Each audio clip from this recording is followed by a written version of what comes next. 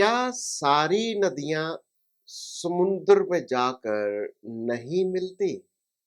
क्या सारे मार्ग एक ही मंजिल तक नहीं पहुंचते? थोड़ा रुकिए और जरा सोचिए कि हम पापी हैं और हम परमेश्वर के कर्जदार हैं और हमारे कर्जों की माफी तभी हो सकती है जब हम परमेश्वर को अपना कर्जा पूरा का पूरा लौटा दें।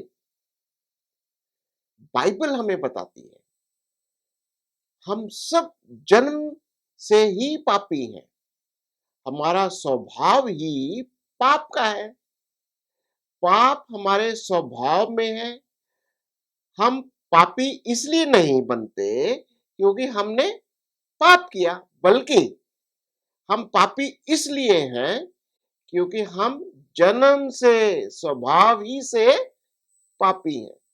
ये समस्या और भी गंभीर हो जाती है जब ये पाप हमारे जीवन को नाश की ओर ले जाता है। आप सोचिए कि हम अपने परमेश्वर के प्रति कितने कर्जदार हैं। बाइबल बताती है कि हर एक व्यक्ति जो इस पृथ्वी पर है, वह अपने परमेश्वर के प्रति कितना कर्जदार है। ये समस्या और भी गंभीर हो जाती है जब करोड़ों करोड़ों लोग जो इस पृथ्वी पर हैं और जो परमेश्वर के प्रति इस पाप की वजह से कर्जदार है। मानव जाति अपनी शक्ति के साथ इस कर्जे को अदा नहीं कर सकते। इसलिए परमेश्वर ने यह तय किया कि हमारे कर्जे के बदले कुछ महत्वपूर्ण मूल्यवान वस्तु को देना होगा ताकि हमारे कर्जे का भुगतान हो सके।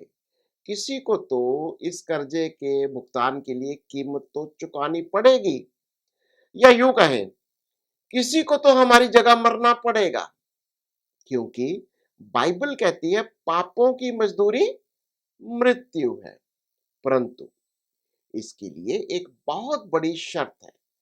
इस कर्जे का भुगतान वही कर सकता है जो खुद कर्जदार ना हो, यानी वह खुद पापी ना हो। प्रेरितों के काम उसके चौथे अध्याय के अंदर हम बाइबल में एक बहुत बड़ा दावा किया गया है। इसमें लिखा है किसी और में उद्धार नहीं है स्वाय यीशु के। स्वर्ग के नीचे कोई दूसरा नाम नहीं दिया गया जिसके द्वारा उद्धार हो सके। इस कर्जे के संदर्भ में आइए कुछ आयतों को देखते हैं। किसी और नाम के द्वारा उद्धार नहीं है, क्योंकि स्वर्ग के नीचे कोई दूसरा नाम नहीं है स्वाय यीशु के, जिसने हमारे पापों की कीमत को चुकाया हो। तो आप जानते हैं कि ये व्यक्ति कौन है। आइए पढ़ते हैं फिलिपियों का दूसरा अध्याय छठी आयत से।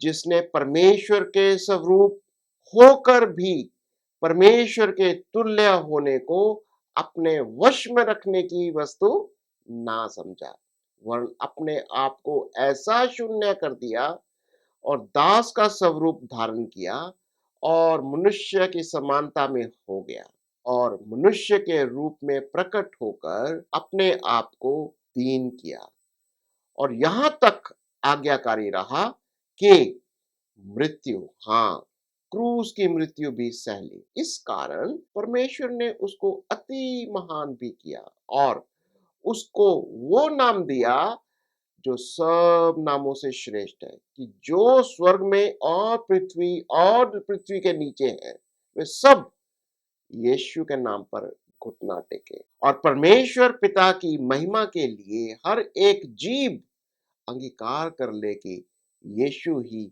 मसीह है और प्रभु है। ये वचन हमें चार कारण बताते हैं कि परमेश्वर ने यीशु को इस ऊंचे दर्जे पर क्यों ठहराया। क्यों? उसका नाम सब नामों से ऊपर है।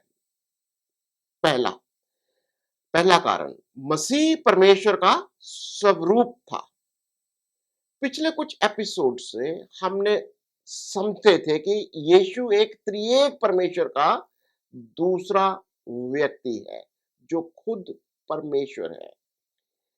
वह आरंभ से ही परमेश्वर के साथ है।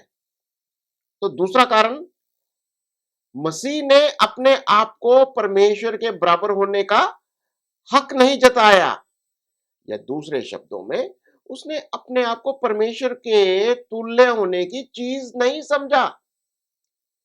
बाइबल, पवित्र शास्त्र से हम क्या सीखते हैं, क्या जानते हैं कि वचन देदारी हुआ, उसने हमारे बीच में डेरा किया।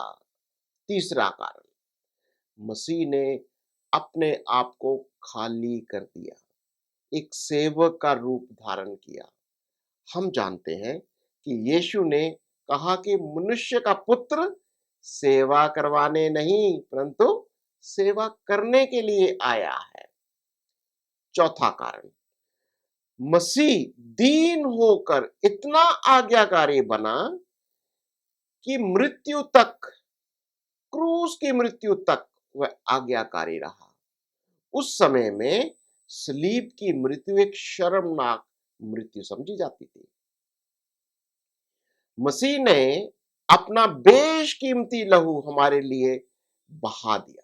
संत पतरस अपनी पहली पत्री में लिखते हैं, क्योंकि तुम जानते हो कि तुम्हारा निकम्मा चाल चलन जो बाप दादों से चला आता है, उससे तुम्हारा छुटकारा चांदी सोने अर्थात नाशमान वस्तुओं के द्वारा नहीं हुआ, पर निर्दोष और निष्कलंक मेमने अर्थात मसीह के बहुमूल्य लहू के द्वारा हुआ।